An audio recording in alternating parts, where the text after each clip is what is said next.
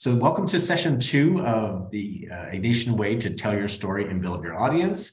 This is the Build Your Audience piece. We talked about telling your story last time. We will now reintroduce our panelists. Father Michael Rossmann, we'll get us started, is a Jesuit priest and a doctoral student at the Gregorian University in Rome. He started the 1-Minute Homily and previously served as editor-in-chief of the Jesuit Post. He is the author of The Freedom of Missing Out from Loyola Press, and he posts a weekly video reflection at amdg.substack.com. Father Michael, welcome. Charisse Broderick King began working at Regis Jesuit High School near Denver in 2008, and she established the school's communication office in 2011. Leveraging her educational background in journalism and psychology, certification in the Myers-Briggs Type Indicator, and lessons learned in the Jesuit Schools Network Seminars and Ignatian Leadership, Charisse focuses on creating clear and impactful communications firmly rooted in Ignatian ideals. And Charisse, you're also very welcome. And finally, Eric Clayton is the author of the book Cannonball Moments, Telling Your Story, Deepening Your Faith, also from Loyola Press, and he's the Deputy Director of Communications here at the Jesuit Conference, Canada and the United States. His writing has appeared in the National Catholic Reporter, U.S. Catholic, American Magazine, and more. And he is a regular contributor to IgnatianSpirituality.com and Give Us This Day. Eric, thank you so much for filling in a pinch. And so, again, what we'll do is I'll ask Charisse, Eric, and I will all turn off our cameras and we'll give the floor over to Father Michael for the next 8 minutes or so before he then passes the baton to Charisse. So Michael, take it away. Great. It's good to be with all of you again. So we're talking this evening for me, early afternoon for many of you, about building your audience. First, asking the question, how on earth do we break through the noise? The author, Stephen Pressfield, who wrote The War of Art, an excellent book for creatives in addition to writing a million other books, talks about how sometimes young writers in particular get the idea that the world is waiting to read what they have written because in school, their teachers had to read their work. But he says, in the real world, no one is waiting to read what you have written. And that real world is very noisy. It's hard to break through. But I'm convinced, as I mentioned in our previous session, that really the only way is through, that we have to get our reps in, that quantity hopefully will eventually lead to quality, and that the cream will rise to the top. I recently made a video in which I talked about how it takes many nights to create a so-called overnight success. James Clear, the author of the mega bestseller Atomic Habits, calls an overnight success the hour of opportunity, unleashing the potential energy of previous choices. Great Miles Davis said, "It took me years to play like myself." But if we get our reps in, if we have that quantity that hopefully leads to quality, if we put in those years such that we can play like ourselves, over time, we tend to find what an economist might call our competitive advantage. Apologies, I was an econ major. It's helpful to play the games where we have an edge of some sort. We don't have to do the same thing. We shouldn't all do the same thing. Not everyone is going to be a writer. Not everyone is going to be a TikToker. Thanks be to God. In our previous session, we had the question, how do you measure success? We talked about the importance of doing things for the greater glory of God. We talked about looking at whether the human person is becoming fully alive. But I want to put some flesh on the bones of this question of measuring success. First, because Jesuits say this all the time, I feel the need to say this, watch out for the temptation to compare and despair. We oftentimes warn against this because we ourselves fall into this deadly cycle of measuring ourselves against others and then feeling like we are not good enough. I think for creative types, trying to put your work out into the world, this happens pretty frequently. Many of the authors and video creators and podcasters I really admire are people right around my age or sometimes even younger, and that makes me want to curl into a ball and ask what I have been doing with my life. scoring our lives against others' accomplishments is a recipe for unhappiness. But there is one person we should compare ourselves to, ourselves. It's helpful to compare our current selves with our past selves. It's helpful to look at, okay, how are we, doing our work? Are we putting, content out into the world? Are we putting our butts in the chair and having the discipline? How does this compare to what we were doing last week, last month, last year, so on and so forth? Additionally, when we're looking at, okay, what is success and what is a lack of success in kind of the online space, it's helpful just to name as well that haters are going to hate and crazies are going to crazy. That if we put ourselves out there, particularly if we are talking about religion, faith, spirituality, which can be charged topics, almost inevitably, if we get, a decent amount of attention, we will also face some criticism. We should know that going in and fully expect that. It's also helpful to aim for what you might call the micro market rather than the mass market. Aim for a group of people who would miss you if you were gone.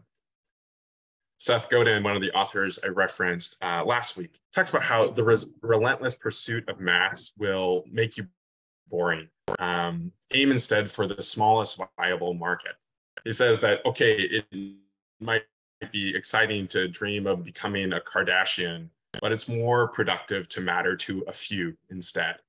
At the same time, while numbers are absolutely not the whole story, I think too often, especially in church circles, we have what I might call numerophobia. A phrase that I hear pretty often is, it's not about quantity, it's about quality. And yes, that absolutely expresses a truth, but frequently when we use it in church circles, it's used as a defense mechanism. Maybe we plan some event and not as many people show up as we were hoping for. We tend not to say that it's not about quantity, it's about quality at events where there are lots of people there. We oftentimes use it kind of when we're, defensive. It's also helpful to be aware of what's called Goodhart's law. Goodhart's law is when a measure becomes a target such that it ceases to become a good measure. Let me give an example that explains this. So in colonial India, I guess there was a problem with pythons. And so the British, colonial officials started paying people if they could bring in like dead pythons to try to eliminate the snake problem. Well, very enterprising local people started raising snakes such that they could receive more money. And when the colonial officials discovered that this was happening, they put an end to the program. And then those entrepreneurs just released their snakes because they could no longer get any money from it. And there was a bigger snake problem than there ever had been before. When we're so focused on a single metric, we're going to have problems. It's more helpful to aim for a variety of both quantitative and qualitative metrics. Additionally, at least on a personal level, likes are nice, comments are more meaningful, direct messages tend to be much more meaningful. And then ultimately, I'm hoping to see some signs of action. I could give many examples. Surely other content creators could give their own examples. I don't know how much of it is just being online, how much of it is being a priest online, but pretty regularly I hear some pretty significant comments, especially direct messages from people, both expressing joy and dealing with some heavy matters. Or sometimes I'll get feedback that some video or some comment I made was helpful for someone in making a big life decision. It's really great to hear. And then I do look for signs of action. And I've seen how what started on Instagram led to someone participating in a retreat or getting involved in a prayer group, or I've heard comments that people are now going back to church, or I've had some people who followed me on Instagram then, express an interest in the possibility of joining the Jesuits. These are, encouraging signs of action that kind of give me a boost to keep doing this work, which can be a little, lonely at times. Additionally, one last little anecdote, about 6 years ago is when I started the 1 Minute Homily, and I have been pleased to see how this thing has gotten copied quite a few times in different languages and different countries. And I think it's great. The same writer, Seth Godin, that I mentioned previously, he says, when your ideas get stolen, good for you. The goal isn't credit, the goal is change. And then lastly, I'll talk a little bit about just kind of platforms for dissemination. When I look in the past 10 years or so, since I've really been engaged in the online trenches, I see how the media landscape has changed in dramatic ways. There's been such a significant shift towards images and video, podcasts, newsletters, email. What was old is now new again. When I started the 1 minute video or 1 minute homily, that was sort of a response to a few different things. That movement towards video, the drop in our attention spans, which we talked about in the previous session, and also kind of the popularity of Instagram in my kind of target demographic. And then also my own limited time for this. A couple of years ago, I branched off into Substack, which kind of combines both a blog and a newsletter. And the main reason for doing this was that I realized that were I to leave the social media platforms, I would have no way of contacting the people who follow me. And so not wanting to only be a social media sharecropper, the opportunity to go to a platform when I would actually own an email list was very attractive. I do not have many followers on Substack, but it's been a great space for me to play with ideas, to, ideas that then might make their way into, who knows, a future book, or certainly into homilies and retreat talks and future videos and so forth. I would love to do more with YouTube. I'm writing a dissertation right now and I really don't have the time, but it's certainly something I think about. I haven't really engaged with TikTok, and I have doubts about this because on the one hand, I have serious concerns about that platform. On the other hand, I do want to be where people are communicating. So I don't know, maybe in a year if TikTok isn't banned by then. And then just lastly, I'll leave you just with a set of questions that I try to ask myself that might be helpful questions for you too as you engage in your own work online, or as you consider what you might want to do. Who's it for? What's it for? And what are your resources? Like, what are you trying to do here? Who are the people you are trying to reach? And then realistically, what sort of time do you have? What are the talents you bring to this? And financial considerations might be a factor as well. So with that, I will stop and I will pass it to Charisse. Thanks so much. Thank you, Father Michael. Great advice there. And I thought I would take this a little bit in the same sense that I did the first session and kind of approach it more from an institutional perspective, specifically that of a school, Jesuit school, where we have more of a captive audience. We aren't necessarily, we are always seeking new people to come enroll, of course, but once they're here and then once they're alums, we kind of have them captive at a certain level. So my take on this was more how do you build an engaged audience? How do you retain that engagement of your audience as a school, as an institution? And so as I was putting this together, I realized I do love an alliterative phrase, but the number of C words, and I don't know why that is. I don't think it has anything to do with the fact that my name starts with C, because I didn't really think about it until this, but you'll hear a lot of C words, which will connect back to kind of the graphic in the communication circle of C's I talked about the last time. But I think, my first point would be to understand who your audience, and really audiences at a school level or really any institutional level, who they are and how they engage. So we have our prospective families, we have our current families, we have our faculty and staff, and then we have generations and generations of alumni. And they engage differently with us, and we need to understand that. So we figure that out, we monitor it, and then we give them more of what they want when possible.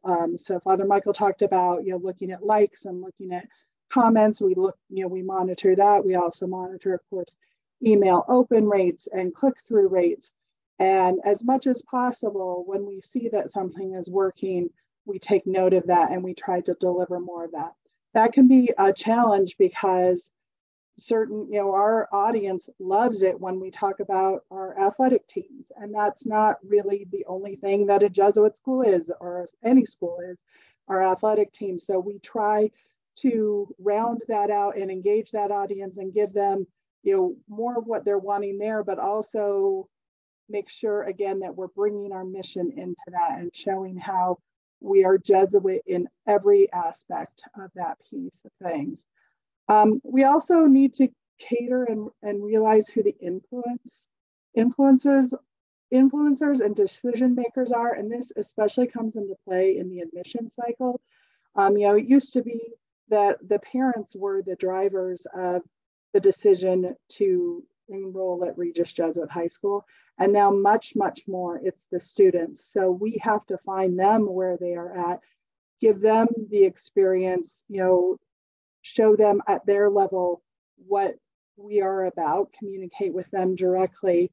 So our admissions materials, our way of engaging with them during the admissions process on our social media platforms is different than maybe we would engage with our alumni. And so because we recognize that they are a decision maker in that process in ways that they weren't a couple decades ago. And then, a lot of this is still around setting clear expectations and commitments around how you will communicate. So if you say you're going to publish each week on this schedule, you better publish each week on that schedule because you want to set up that expectation that people can rely on you.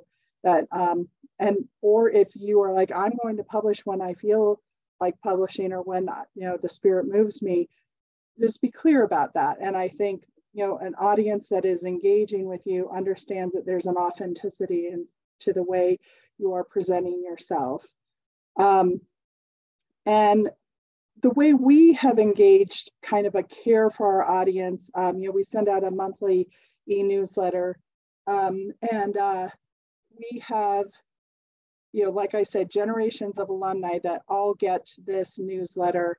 And so the ones that graduated from a location where we no longer are, to the ones who graduated last year, we try to have something that they can hold on to in that.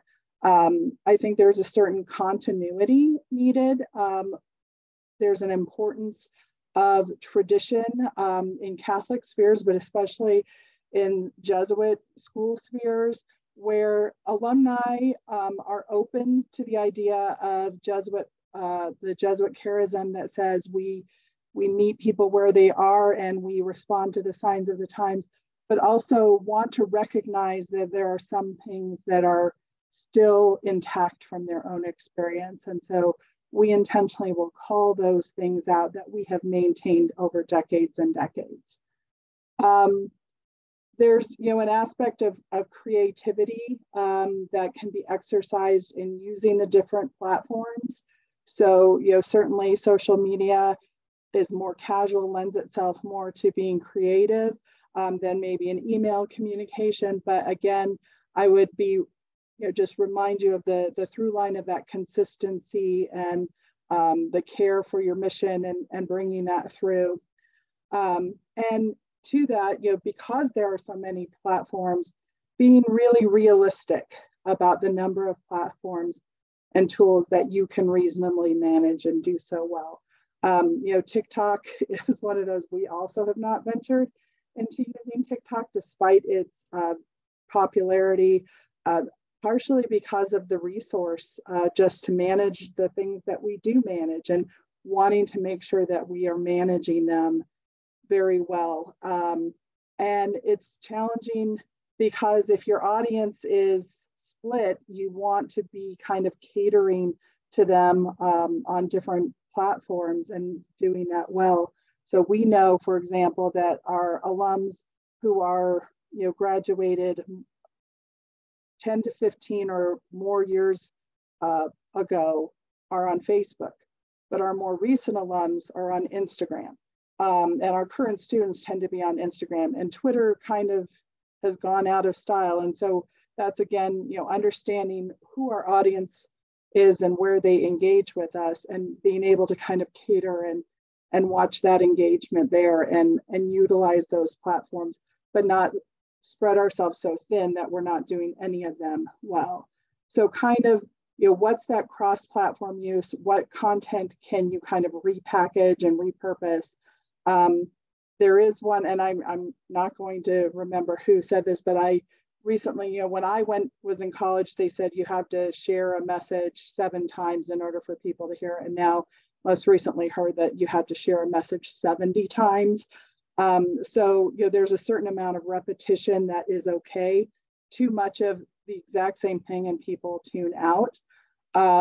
So I think, looking to your colleagues, even looking to what is done in the corporate world, which causes some people in the nonprofit and Jesuit spheres to bristle, but what does the corporate world do well in terms of making content accessible, and kind of just stealing those ideas? So looking at knowing that attention spans are less, what can we do to make something more accessible, easier to take in the few seconds of attention that we do get? And so, one of these things I was thinking through this is like the adoption of infographics, which definitely came like straight out of like Time magazines and business reports and things like that, where now, we use infographics constantly to readily convey in a visual format something that would take, maybe a couple of paragraphs to give context for otherwise.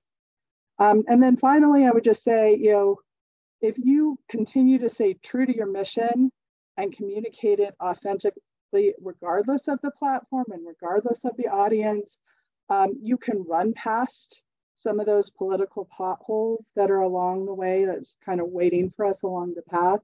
You can't probably totally avoid them, but if you are consistent in saying this is who we are and this is how we proceed, that you will have that relationship with your audience that's built on authenticity to your mission, and that they know they can count on you for, and that will continue to keep them engaged. So that's what I've got today. And with that, I will pass it along to Eric. Awesome. Thanks, Charisse. Thanks, Father Michael. And thanks for everyone for letting me let me fill in today.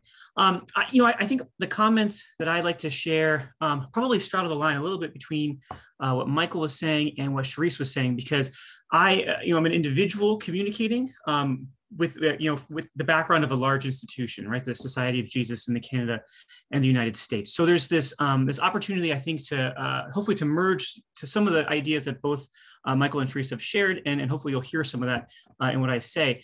I want to start with a little bit of an anecdote from my own writing. I recently had an article come out in a Catholic newspaper that was a kind of my own reflections on an experience I had going to Mass a few months ago. And in short, my daughter went up for Children's Liturgy of the Word.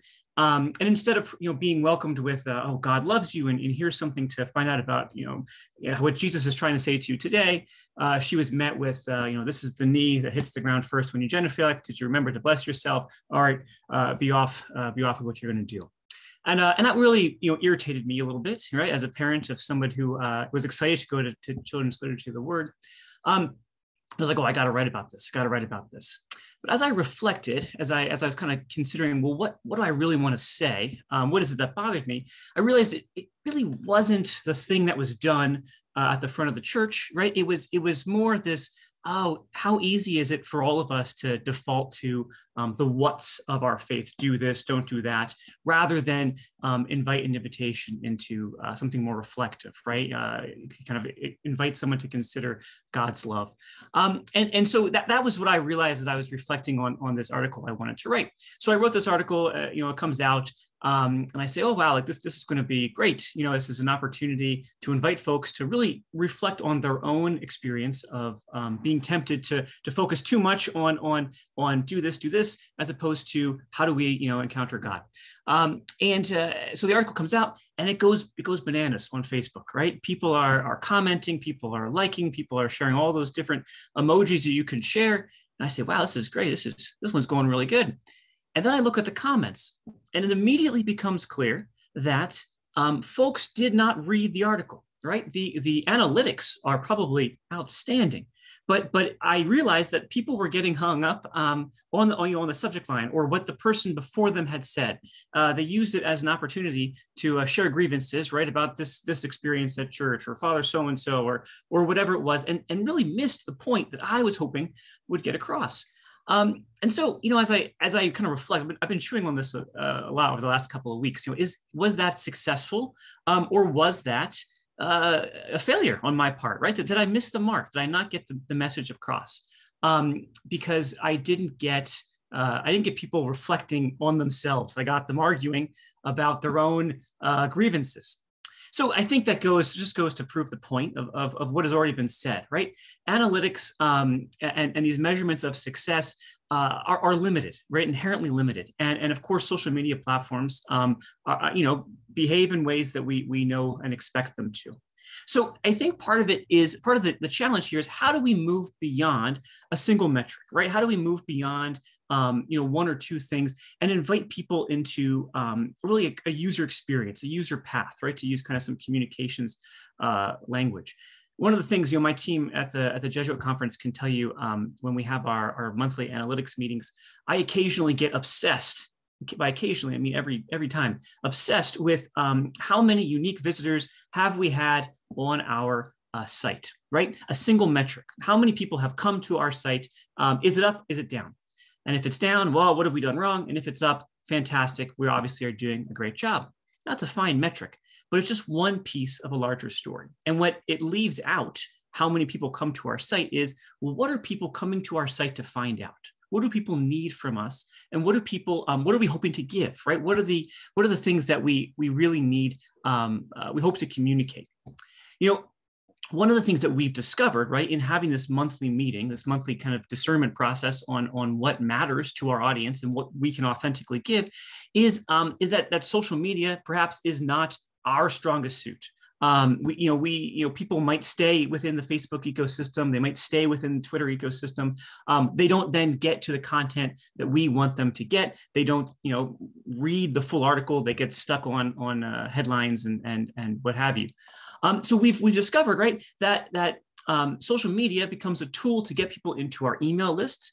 And to get people listening to our podcast, right? These are some of our best communication channels, and we see them grow steadily, even when unique visitors to the site might not be up month over month, right? So if you might know, if you know my writing, you probably know that emails are like my favorite thing, and I think that there's a couple of reasons for that, right? Because you get to put a real personal touch on an institutional message. You get to put a face to perhaps a largely nebulous institution, and I think that's true for us at the Jesuit conference, and I think it's true for nonprofits, for schools, for all sorts of folks. When you have that personal story, it invites people deeper and deeper into your message.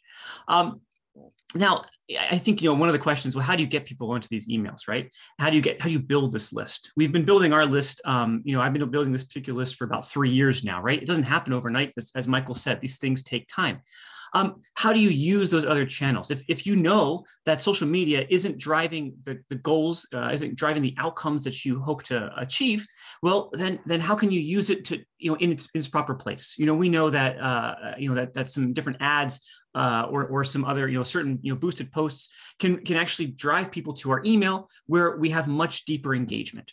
The other thing I like about email, right, is that there's no chance for showboating. There's no chance for virtue signaling. There's no one to fight with but me on the other end of the email, right? So someone can air their grievances, but it's not going to then become kind of more noise in the ecosystem. It's just going to fill up my inbox. Right. But that's not necessarily a bad thing. That gives me feedback on what I'm writing, what I'm saying. I get to hear from what people are saying. If someone's taking their time to write an email back to me, that probably means it matters to them. And on the other side of that, it's not a bad thing to hear when people say, hey, this really resonated. This was a real win for me. What I do hear frequently, and I think this has already been underlined by Charisse and Michael, is consistency is important. Right? People come to expect a message at a certain time. People will say, oh, Eric, I look forward to, Wednesday mornings, waking up and seeing your email, right? I know when we're doing our Lenten campaigns and our Advent campaigns, it takes time for people to adjust to a new consistent schedule. I promise it's going to show up on these days, but people aren't necessarily ready for it. So that consistency in messaging and letting people know when to expect stuff really, really is quite important, I find. The other thing that I think is really key. Well, I'll say something else about that. Not only is the consistency important, but then we can use other platforms, right? And so if people come to expect my email on Wednesday, and then they see it shared out on our Twitter, on our Facebook pages, et cetera, then that kind of surround sound experience happens. If they maybe missed it in their inbox, but oh, that's right, it's Wednesday. Let me check. I saw it on Facebook. How can we really use a piece of content and make sure people get their hands on it?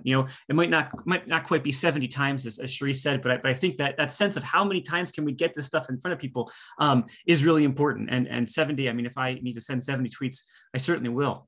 So the other thing I want to say about emails, though, is it's an opportunity to deepen engagement with content that we're producing, right? So you have that kind of surround sound effect the surround sound effect. Oh, my computer's going a little nuts. I hope that's not affecting you guys. You have the surround sound effect of the things being on Twitter and Facebook, et cetera. But then you also have a deepening engagement effect where you can say, okay, we've worked really hard on a particular video or particular story. We want to make sure we can share it with folks. And so I know that if I embed that in my email and invite people to read it after a reflection that they've grown accustomed to, there's a certain level of trust. People will say, oh, all right, I like this email. So I'm going to see whatever he said coming up next. Right. And I bet there's a good chance that a lot of you folks here, maybe saw this webinar promoted through such an email, right? An opportunity to go deeper in the ladder of engagement, as we say, of what you might be able to do with the Ignatian charism. I think I'll stop. I'm going to say something else about the ladder of engagement. It's just this sense of how are we getting people to go deeper and deeper into the mission, right? How are we bringing people in? Emails are easy. It's kind of a scalable thing. How do we bring people in so then they come and they spend time with us on a webinar? How do we bring people in so then they spend time listening to our podcast? Things that take a little bit more time than a 5-minute email. How do we get them further and further involved so that they are able to really go deeper in their own faith and life and respond to our mission? I think I will stop there and turn it back over to Mike and see if we have any questions. Great. Thank you so much, Eric and Charisse and Michael. You can all come back on now. I have so many thoughts I'm thinking here, and I know some people have questions here in the Q&A thing. If you have questions, you can drop those there. I can say, one of the things I was reflecting on hearing you is that I think those questions, Michael, you had posed and and I know that it kind of drives our work, and Charisse sounds like too, who are you trying to reach and why? And what are you trying to say? And then also what resources do you have at your disposal? And that realizing for us, especially the Jesuit conference, whereas just putting a link, oh, read my article, and I'll put that on Twitter, that's not going to drive any traffic for us. But there are some things we can do that are specific for, say, Twitter or Facebook that do at least encourage some interaction. If it's a particular, if it's the feast of all Jesuit saints and blesseds in November, we can ask people, who's a favorite Jesuit, living or dead? Or we have a prompt where people can just stay within the ecosystem there and answer and then engage, and who knows what can come out of that. Maybe that leads them to look a little closer, or just helps us, people can see that we're out there. So I don't want to necessarily write off social media, even as we have pivoted really back to email, as Michael said, everything that's old is new again.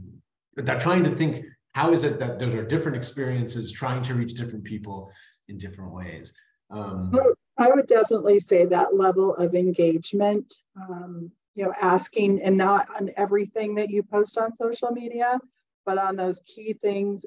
And that has been one of those where when we are posting something that has been a long-standing tradition of saying, what do you remember about your Cannonball Day experience? Or we do something in the summer because we don't have a lot of content, where we do RJ Letter of the Week, where we're spelling out something Jesuit. A lot of times it's related to the theme of the year. And we have a few alums who just get so into trying to guess what we're spelling for that year. And we give them a little prize, and so it's just little things, because normally in the summer, we don't have a lot to be sharing on social media. Campus is not completely dead, but comparatively, it's very quiet. And so that has become now, for like 7 or 8 years. And every time when we started, they're like, thank goodness we're doing the game again. And so those little things that, kind of started as a filler, and now have become ways to continue to engage, our audience over a span of time. Thank you. One of the questions that came up was about how to kind of pitch, where can you pitch to? And I just put a document from the great writer Kaya Oakes, who's done a webinar for us before, her rough guide to pitching, and which I think is a really helpful document if you want to have your stuff featured. One way to build your audience is to be featured in other places that have a good reach. I know that's for us. If we're looking for people to write for us, I'm always reading. I'm reading different Jesuit and other Catholic and secular media, looking for interesting people out there who then we might be able to invite to do something for us. So that's a really good PDF. And again, is to know where you know the place that you're pitching to. Most websites you can find their pitch guide. And again, for us, if you want to practice, use that guide, and then you can email me a pitch. And again, we are able to accept some work. I would say too, just to kind of get people's feet wet. If you're looking to get stuff, like, does your parish share any articles? Does your are there like local, like more like hyper local institutions that you might write and share something for, that then begins to kind of build your confidence, build your voice, and then gives you the practice of, here's something to share. Once you have something to share, then you begin to build up these platforms and channels. You can't build up a platform if you don't have anything to put on it. Yeah, no, that's a great point. Michael, when you were talking about like that kind of the compare and despair temptation, and can see people who are doing it and to think, oh, there's, these folks who have started off younger or have such a bigger reach, and, or even I'm not doing as well as I would like to be doing. I'm not writing as well. And I have this trouble myself. Like, I wish I were better. I'm reminded of this great quote by Ira Glass, who's the radio host and he runs This American Life, which is a great radio show and podcast. I'll put the link to this quote in here. I'm going to read it. I think it's such a good, I think about this quote, like, I don't know, once a week, about creative work and the work that we're doing as we're both learning to tell our story and to build our audience. Nobody tells this to people who are beginners, Ira Glass says, and I wish someone told me. All of us who do creative work, we get into it because we have good taste, but there is this gap. For the first couple of years you make stuff, it's just not that good. It's trying to be good. It has potential, but it's not. But your taste, the thing that got you into the game, is still killer. And your taste is why your work disappoints you. A lot of people never get past this phase. They quit. Most people I know who do interesting creative work went through years of this. We know our work doesn't have this special thing that we want it to have.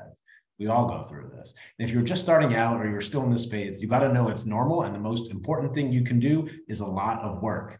As Michael was saying, put yourself on a deadline. So every week you will finish one story. It is only by going through a volume of work you will close that gap, and your work will be as good as your ambitions. And I took longer to figure out how to do this than anyone I've ever met. It's going to take a while. It's normal to take a while. You've just got to fight your way through. And so I really heard that resonating kind of as you were kind of sharing that reflection. I know it. I feel that certainly. We can look, let's see, there's some questions. Someone has asked if we're sending out a copy of the chat. So we're collecting all the links, and we will email the links to you in addition to with the recording here. Let's see. So Nancy has a question about, so sometimes people have trouble distinguishing individual Jesuit offices or initiatives that fall under the big Jesuit umbrella.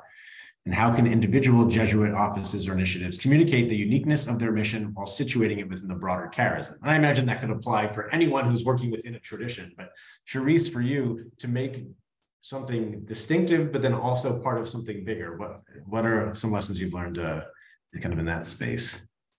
I think this is something that we've actually grown to show our connection to the larger Jesuit tent, I guess. When I started, very much there was this sense of that we were this, Jesuit school that was out on, the plains near the mountains, and, we didn't have a whole lot of relationships necessarily built, and we really have looked to try to connect back to talk about the foundation on which we exist and how important the Jesuit network is. That has become a selling point, especially with the growth in Denver of people who come from other cities and have been Jesuit educated or know about Jesuit education.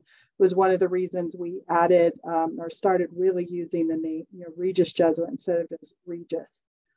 Is to identify ourselves as a Jesuit school. And so I think it's, this is our own, we talk a lot about our own history of 145 years and what that has meant, but also how it's, firmly rooted in Ignatian ideals and, the principles of Jesuit education. And so, how we live our mission, put feet on our mission may look slightly different, but should look not completely different from any other Jesuit institution. So I think more recently, we probably leaned into our Jesuit identity, and because that has become the thing that people are like, oh, I know that from this other relationship that I have, instead of,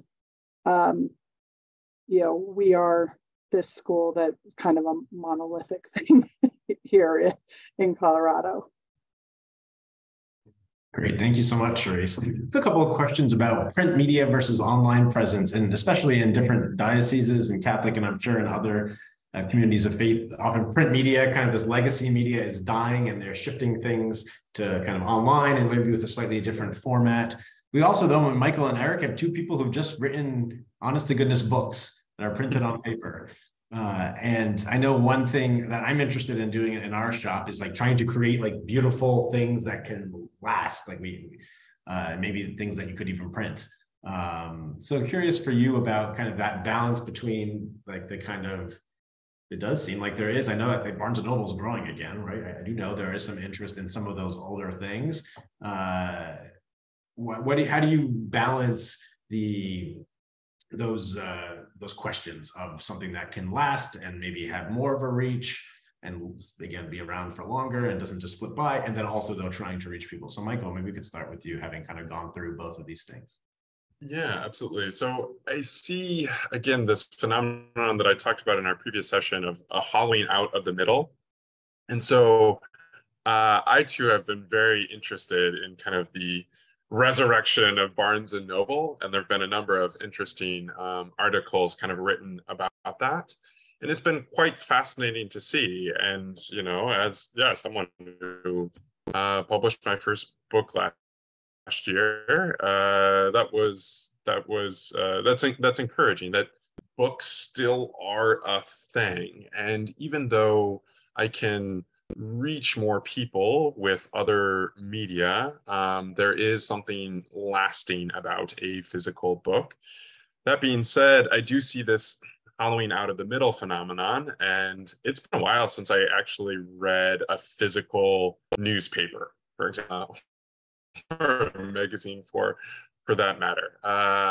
And you have seen, many publications stop, or something like American Magazine, they still have the physical magazine, but it's not as frequent as it used to be. And I think that sort of phenomenon, even some of these legacy institutions that are going to be around, that are stronger than others, they have taken kind of a mixed media approach. So they might still have some printed work, in addition to branching off into podcasts and videos and all sorts of digital media. And part of it, there's a sadness in seeing some of these publications that have nourished us for years. It is sad to see some of them die, but then we have to kind of recognize the reality in which we live, and not just the reality that we wish we lived in. Awesome, thank you, Michael. I did this question I just saw come through, and I know I'd ask both Michael and Eric maybe to reflect on that one, but I think this one from Chris Correa just came in as good. There is that feeling that kind of when you're going, he says he's looking for signs of hope along the way. So as he's like working to find his voice in his group, are signs of hope or encouragements, or maybe something that you experienced that you felt like, okay, this is a good affirmation. I know last time Michael had said like some things for discernment about what we were going to be doing, like, are you any good at it? Do you get a kick out of it? And does anyone want you to do it? So assuming that we can check those boxes off, but still feel like there's this gap between where we are and where we want to be, are there things that you realize, like those things that for you kind of kept you going, those glimmers of hope in this, what can be a challenging process? So Eric, why don't you start us off on that one? I think it, in some ways, it kind of connects to the last question, like what, with stuff in print, right? I mean, when you start writing a book, and I'm sure Michael had the same thing happen for him, right? It's, why is there enough for a book? What do you have to say? Right. And is this the right platform? So it's all the same questions. It just happens, even in print media as well. And so I think that's in part the answer. Right? What do you have to say? Are you excited about it? In a lot of writing projects that I've had, that's a constant check-in. Are you excited about it? I think kind of things as far as encouragement goes, like, as in all things in our lives, like we need community. We need people that are going to, read our stuff, look at our stuff, give us feedback, and push us. I wrote an email a number of months ago about rejection and how rejection in this life can actually be a good thing. Because it doesn't feel good. Obviously, it's a kind of a punch in the face, but it can help you really look deeply at where you are and test. Well, am I still excited about this? Do I still believe in this project? And what is buried in those? What on the surface is maybe bad news. What's buried in there that says, oh, actually, here's an opportunity to keep going. Here's an opportunity to grow. Here's a new way of looking at things. I have a bunch of edits I'm working through right now for a writing project. And it's tough to look at the beginning, but as I get into it again, as I'm thinking, oh, this is why I was so excited about this. I see new opportunity to say something different, to go deeper, to kind of get rid of the unnecessary fluff, and really kind of chisel out the meat of what needs to be said. So I think it's hopeful insofar as it's an opportunity to keep going, an invitation to keep going, a constant check-in with why am I doing this? Am I doing it for the right reasons, and what good is going to come out of it? So some thoughts on hope. I don't know if that got to the question, hopefully. You're great. Do either Charisse or Michael want to take that one too? I think one of the things I talked about last time is, having kind of these collaborators, this community of collaborators who either can, climb down into the pit with you and say, hey, I'm here walking alongside you. And I know the way out of this hole, that is like, I know how to get out of this, and having those signs of hope. And then, I think in my particular role, I sometimes spend a lot of time writing what I would call not necessarily inspiring works. It's a lot of operational stuff sometimes, working on a student handbook, that's not particularly creative space, but really relishing when I can be in the zone with that. And then when I can turn my attention and be able to work on a story that is, a really inspiring profile and kind of be fed in that way. And so knowing that it's not always one way. And fortunately, rarely do I have writer's block anymore, knock on wood, with most things. because there is that, some of it is just congratulating yourself on the little things that you do, that you sat down and you wrote that garbage draft, and you got the process started, and giving yourself a pat on the back for doing that. So celebrating those little victories along the way, especially when there's a longer term project that you're working on. Well, thanks, Charisse. That's great. Maybe time for one last question. And Kristen has a good one. She writes, I understand I need to break through the noise and not become the noise. What should I be mindful of while finding my voice and being heard? My first instinct around this one goes back, I think, Michael, you talked about Seth Godin, in the sense of trying to find the smallest viable audience, as opposed to just writing or trying to write to this imaginary everyone, but kind of focusing in on, okay, who just is it who I can reach here? And then maybe it's, if I'm doing things that are not necessarily appealing to everyone, people won't get it or won't resonate, but it will really resonate for this like small group of a few dozen, a few hundred people, then like how small can I be writing for, communicating to, that it makes it worth my own while? I'm curious for you, as you sit down to write, whether you're writing in a Substack or scripting out an email or a 1-minute homily, or you're just reaching people in different ways, like who do you imagine, who are you trying to reach, and kind of how you discern among different audiences? Yeah, it's a good question. And I do think that advice of, going for, that smallest viable group, the people who would miss you if you weren't contributing, is really, really helpful. On a personal level, it's not as if I have a single audience, and I intentionally try to communicate at times a little more explicitly with explicitly religious content, and at other times trying to communicate in a way that would be accessible to people who aren't super religious. So in my mind, at least, I'm trying to reach a couple of different audiences. And I also am mindful of the fact that more than 50% of the people who follow me are not from, the US, my home country. And so I'm mindful of that fact as well, that there are cultural differences, there are linguistic differences, or at least English isn't necessarily someone's first language.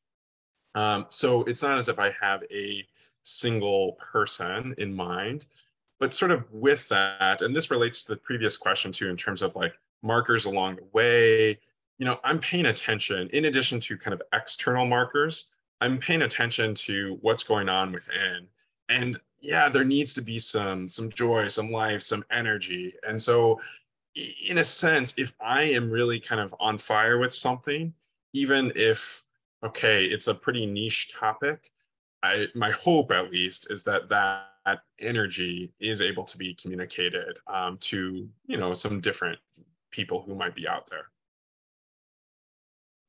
Awesome. Any thoughts on that kind of final question from Eric or Charisse?